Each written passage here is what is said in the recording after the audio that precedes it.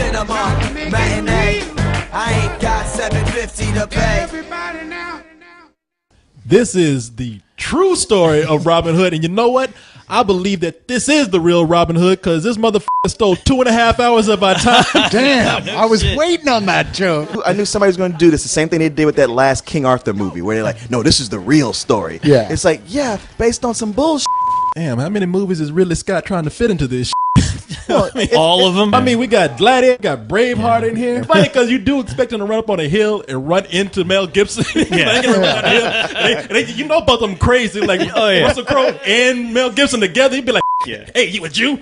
Are you a pansy? That would be the crazy drunken bar fight of all time of those two together. Hey, don't forget all those scenes they stole from Saving Private Ryan. And then they show like the arrows going into the water, like the bullets. Yeah. I expect them to like think they're gonna run up in medieval times when they run off the boats. They actually run through a minefield. God damn it! I'm not talking about that. First of all, don't buy the bullshit here with this title, Robin Hood. Okay, you don't get no Robin Hood in this movie. Okay, this movie is a setup for the true Robin Hood that we know today. Yeah, it's episode 1, The French Menace. Or maybe it's a pilot for a TV series. Yeah, it feels like that. It feels like the beginning of a TV series. Ridley Scott fooled everybody to come and see a 2.5 hour setup about Robin Hood. Yeah. This story deals with the invasion of England from the French and how Robin Hood stepped in to help curb this invasion and then get the honor and respect of the people, which made Prince John very jealous. Yeah. And that is what made Robin Hood an outlaw. And I was like, holy you know, I heard about, taking your artistic license and changing around, but I was like, when the did all this happen? Right. What? You know what? What's the number one thing you think of with Robin Hood, right? Like trick archery stuff and cool archery stuff? Yes. How many times does he even fire a bow in this goddamn movie? There's really only one trick shot in the entire film. It's not till the very end of the movie. I gotta applaud you. It does feel like episode 1. It does. The Trade it Federation and everything. It was like, wow, we're getting too much into the sideline stuff here of stuff that takes all the fun out of it. Well, that's the thing we always liked about Robin Hood. Him being so, fun-loving and affable. There's 3 villains, and some of the villains that we want, we don't get. Prince John, who's played by Oscar Isaac. I love that guy. That guy, now, he was overacting. He was. But at least he gave us something. He was fun to watch. Mark Strong comes in. Godfrey. I knew it. It's like, okay, so it's Mark Strong with a shaved head and a little scar on his cheek. You're like, okay, generic villain number 13 for Mark Strong. Matthew McFadden, the sheriff of Nottingham, ain't even barely. He's non-existent in this. He makes a cameo, but he's like a joke. May Mary, I mean, Kate Blanchett, totally wasted in here. Loxley is Max von Sydow. Oh, my God. He sounds like he's dying. You can't even understand what he's saying. Your father was a philosopher.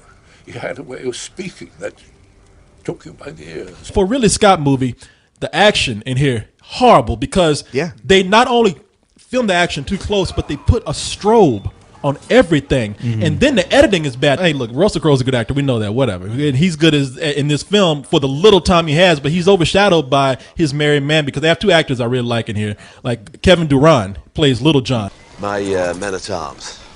This is about as courtly as they get. Alan Adale, Will Scarlett, and Little John, Lady Marian.